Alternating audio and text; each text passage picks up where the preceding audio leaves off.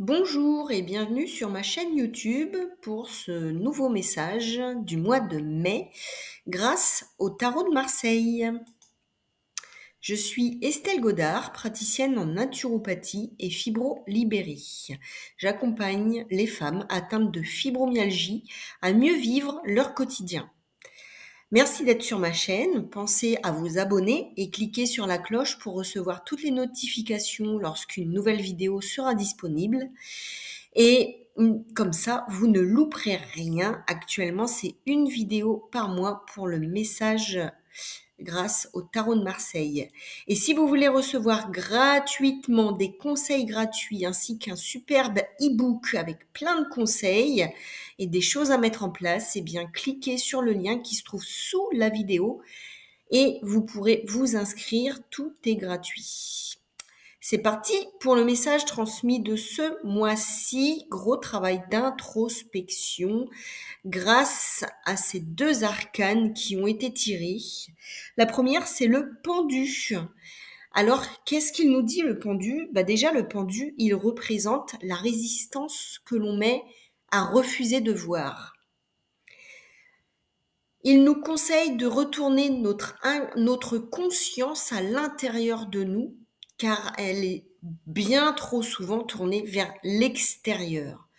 Donc là, vraiment, retourner vers la source qui est à l'intérieur de soi.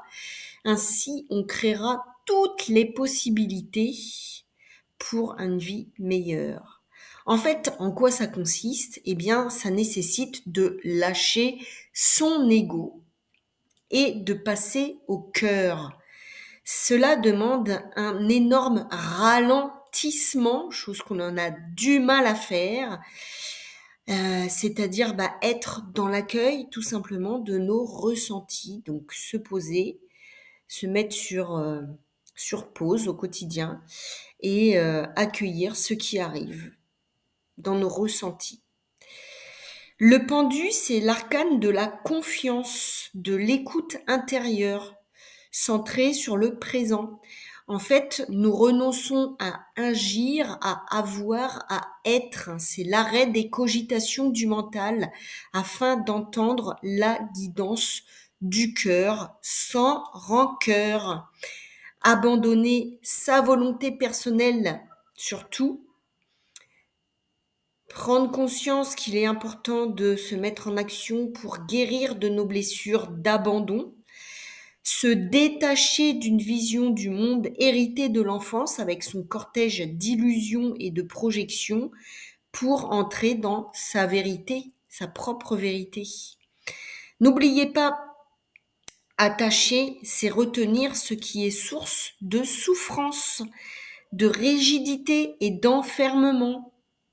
Attacher, c'est retenir. Et retenir, c'est source de souffrance, de rigidité, d'enfermement. Oui, je le répète 2 fois, car c'est très important d'en avoir conscience et de mettre les choses en place pour que cela change.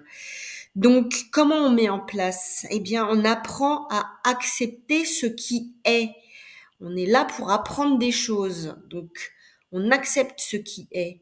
Cela nous permettra de ressortir avec une ouverture et un état d'esprit pour vraiment s'ouvrir au renouveau, avancer et être OK pour expérimenter cette vie. Le pendu, il représente le ou les sacrifices que chacun de nous doit vivre pour évoluer. Et oui, pour évoluer, on a besoin de vivre des expériences. Et c'est pas forcément des expériences pleines de joie et de bonheur que l'on doit vivre pour apprendre. Ce n'est pas par la lutte que l'on progresse. C'est par le lâcher-prise que l'on remporte la victoire et la rencontre de ce qu'on est vraiment. Alors, j'ai vraiment envie de te poser cette question, à toi qui m'écoutes. Que choisis-tu de nourrir, l'ombre ou la lumière en toi? Grande question. À toi de décider.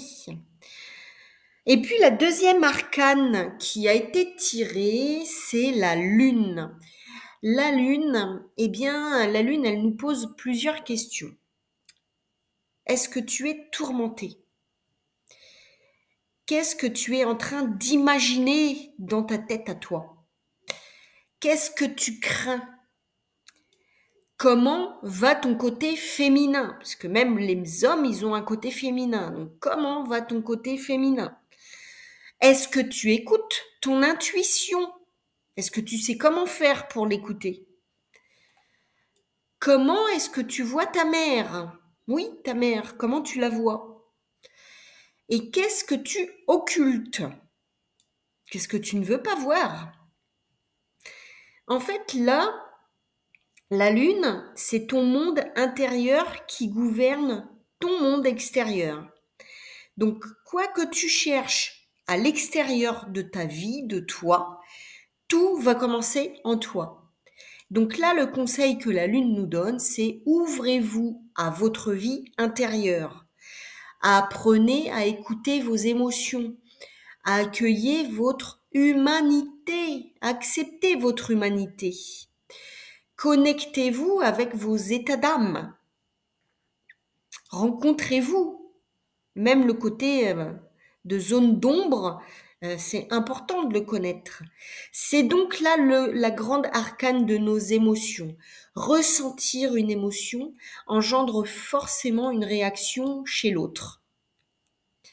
Par exemple, la méfiance entraînera la distance même si elle n'est pas voulue. Les émotions émettent des vibrations et les comprendre vous permettra de changer la fréquence de vos vibrations intérieures. Ne plus refouler ces émotions, c'est vraiment remettre notre vie en mouvement. Donc là, la lune, elle nous conseille d'accueillir nos émotions et surtout de réfléchir à ce qui nous bloque ou nous fait descendre en énergie. Qu'est-ce qui nous fait descendre en énergie? Les personnes que l'on côtoie, notre travail, notre alimentation, comment on se traite nous-mêmes. Donc c'est vraiment prendre le temps d'approfondir et de mettre les mots MOTS sur ce que l'on ressent. Notre inconscient vraiment exprimera quelque chose qui nous touchera plus particulièrement. Pour cela, il est important de faire de la place en soi, en soi et autour de soi, pour recevoir et accepter et être dans l'instant présent. Donc, c'est important d'éliminer tout ce côté obscur, tout ce négatif de ces émotions. Accepter de recevoir ce qui est occulté aussi afin de ne pas renouveler les mêmes erreurs et ne pas rester dans un monde d'illusions. Veillez à ce que vous soyez alignés, centrés. Hein. On est en présence aujourd'hui et maintenant. On respire. On est OK pour vivre cette humanité aujourd'hui et pas ni hier ni demain. Et la lune, vraiment, elle met en évidence les angoisses, la confusion, les troubles psychiques, les mensonges et les obsessions. Donc nous sommes tellement aveuglés par nos sentiments que l'on ne voit pas la personne telle qu'elle est vraiment la plupart du temps. Donc prenez de la distance pour pouvoir garder une analyse juste et complète de qui est l'autre et de qui vous êtes vraiment dans telle situation. Intégrez la persévérance pour recevoir la lumière. Ne vous laissez pas tromper par l'illusion des biens matériels, très important. Cultivez l'esprit de vérité pour vous-même et bannissez le mensonge que vous vous dites chaque jour. La vérité envers vous-même vous libérera votre esprit de toutes ses servitudes. Apprenez chaque jour à écouter vos ressentis. Comment? Eh bien, en observant ce qui vous horripile chez l'autre. Je comprends ce que je n'accepte pas en moi quand quelqu'un vous horripile. Voilà. Donc, très important, l'algorithme du j'aime. Eh bien oui, vous êtes sur ma chaîne YouTube, vous êtes à ce moment-là de la vidéo, je vous demande de cliquer sur j'aime et de vous abonner s'il vous plaît. Activez la petite cloche, abonnez-vous, cliquez sur j'aime, partagez au plus grand nombre pour transmettre ce message très important pour les personnes qui ont besoin, comme tout le monde a besoin de travailler sur soi, et ben partagez au plus grand nombre.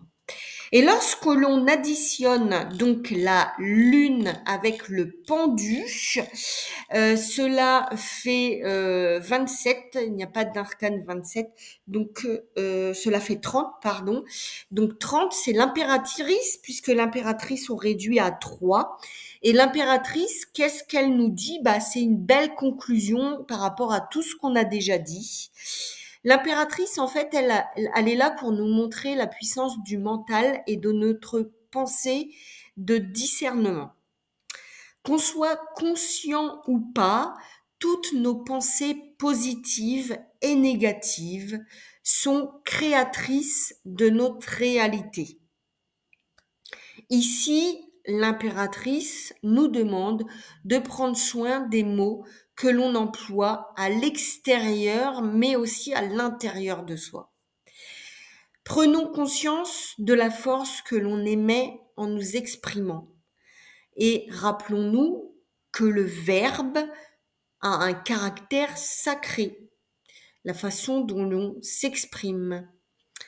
Donc, essayez de vivre en conscience en étant à l'écoute de nos paroles, de nos pensées, car l'impératrice, là, nous enseigne que l'on est doté d'un pouvoir créateur qui crée le mouvement de nos vies. Donc, en fonction de comment vous allez vous exprimer avec vous-même, à l'extérieur de vous-même, cela va créer votre vie. Rappelez-vous qui vous êtes vraiment. Mais oui, qui sommes-nous vraiment? Nous sommes des êtres créateurs. Je pense en conscience. J'exprime. Je dis ce que je pense. Je fais ce que je dis. Je suis le créateur à 100% de ce que je vis. Donc, à chacun de nous maintenant de créer le meilleur pour nous. C'est une question d'état d'esprit. Exprime ce que tu veux pour toi. Ça va être facile, mais oui, ça va être facile. Crois-le et pense-le et tu vas faire tout en ton pouvoir pour que ce soit facile en veillant à l'expression d'un langage qui élève et non un langage grossier ou négatif qui alourdit. Merci d'être arrivé jusqu'ici suite à ce message de mai qui demande un gros travail d'introspection. Si vous avez des difficultés que vous ne savez pas comment faire, eh bien écoutez, contactez des psychologues, des psychothérapeutes qui vont vous aider à faire ce travail-là. Et puis, je vous invite à poser vos ressentis en commentaire par rapport à cette vidéo, ce que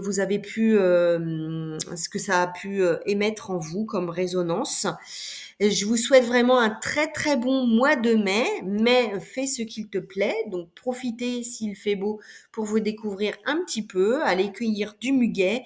Faites-vous plaisir, faites-vous du bien et exprimez les choses clairement en les pensant et en les ressentant. Je vous dis au mois prochain pour le message du mois de juin. À très vite.